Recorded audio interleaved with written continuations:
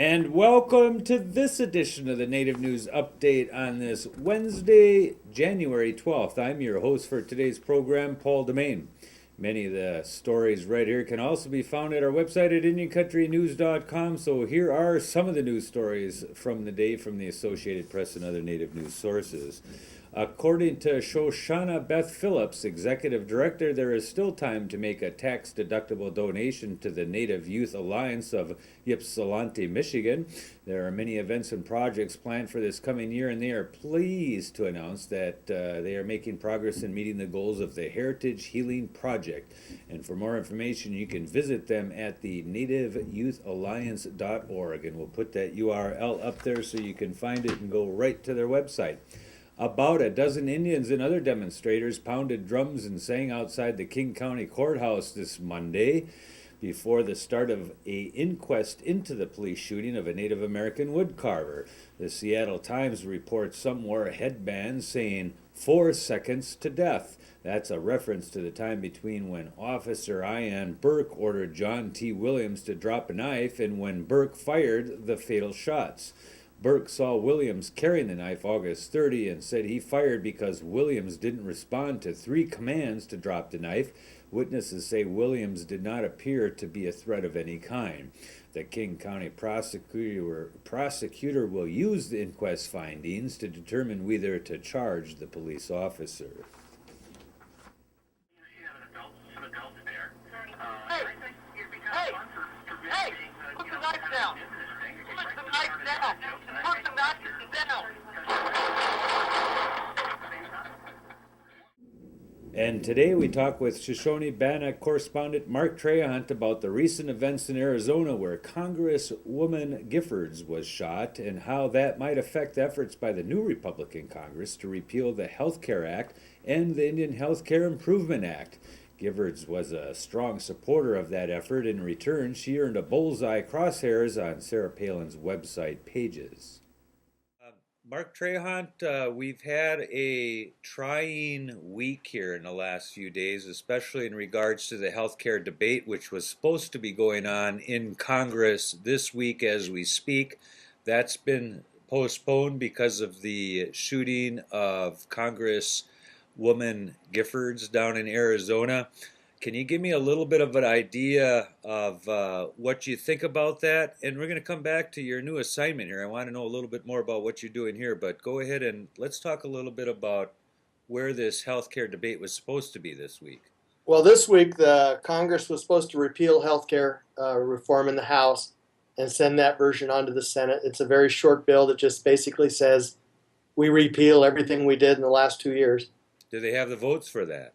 They have the votes in the House. Where it goes from there is probably nowhere. But then they plan to take up the budget bills and to attack the health care reform from that perspective. It's going to be very complicated and convoluted because you have at the same time state budgets out of control, and particularly where it impacts states is Medicaid funding. Native Americans are what's called 100% FMAP or federal matching funds. Yet states are trying to keep people off the rolls in general, and that affects those who might go to an IHS clinic. Even though that's when you're saying it's reimbursable by the federal government when it's coming here, so it's not a burden on the state. Yeah, I think what I'll do down the road is suggest in a column that the federal government come up with a bonus for the states that enroll the most people on this 100% FMAP. Because that's in the state's interest already, and if there's a bonus to help them with their state budget problems, maybe they'd be inclined to get on board. Is the margin of passing this bill in Congress being carried by Democrats? No, there'll be a few Democrats who vote for it, conservative Democrats, but largely it will be Republicans. Is there any Republicans that are voting against it? I doubt it. It'll be pretty close to unanimous. But it's for the entire repeal, isn't it? And there are portions of that Health Care Improvement Act that have already been implemented. Right. The Indian Health Care Improvement Act, much of it's been implemented. So yes, where you could, if they were able to repeal it, and if they attack the budget, the first area you'll see impact is behavioral health, because that's a whole area that's come under the Indian Health Care Improvement Act. And Lord knows we need behavioral health money in Indian communities. We've got a president that's not going to sign on to this bill in the first place. Everyone knows that. So the congressional bill seems to be highly symbolic.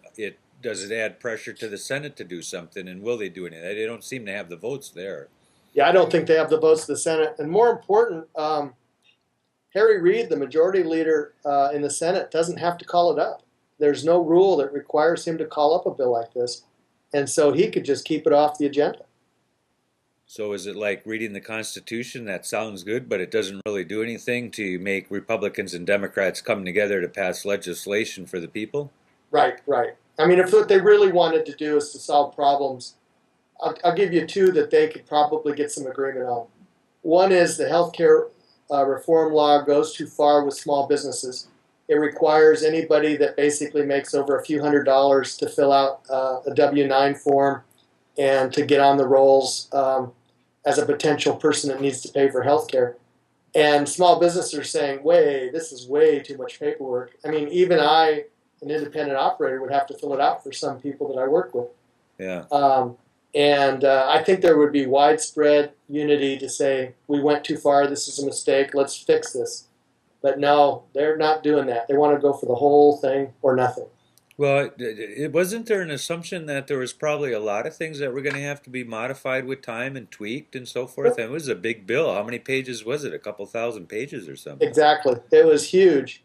Although it's interesting to me is the Snyder Act is just a few pages, which gives the authority to do most of the issues and Indian issues. So that shows the evolution of Congress from 1921 to 2011. It's been a week when a lot of people are almost retrospective about the things they've said because of the shooting of Congresswoman Giffords in Arizona. How do you see that whole thing impacting the politics of this and politics in general? I think it's relevant. I tell you, I was at the Arizona Republic 25 years after John F. Kennedy was assassinated. And like many people my age, I remember as a child that day and all the things that took place.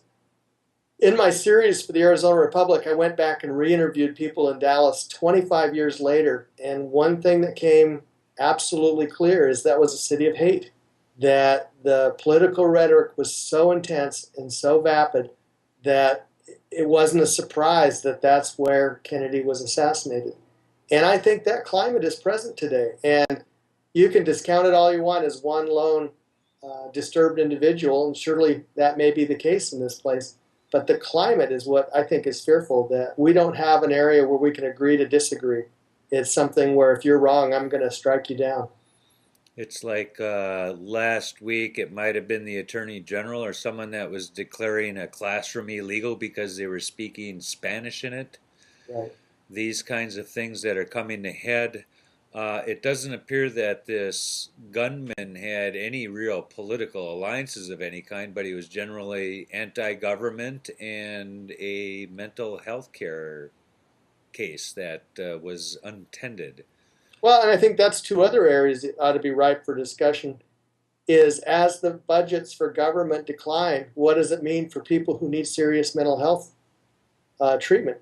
Will the system be able to pick them up and identify them? And clearly this didn't happen here because he was already in the system. But as budgets get stingier and stingier, who's going to do that? Right. Seems to be a little bit of an issue about the gun he was carrying too. It has a clip for 30. When he stopped to reload is when people grabbed him. If it would have been a 12 bullet clip, there might have been fewer people who were not only hit but were killed in this situation. So it opens up that whole gun debate and the question of whether or not you need to carry a clip that's got 30 rounds in it. Exactly.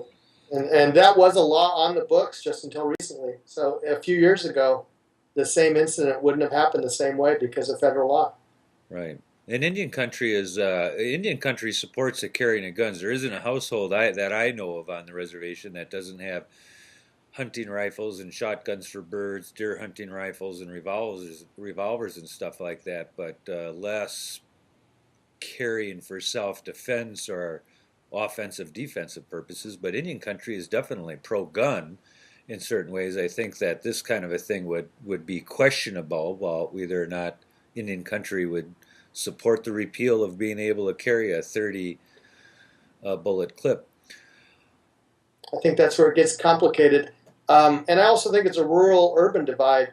If you sit in an urban emergency room on a weeknight, probably a good many of the cases that come in will be gunshot related. Whereas in a rural area, the primary downside of guns is suicide. So, I mean, that's something I think we as a society have to wrestle with. It's a reality we got to deal with, indeed.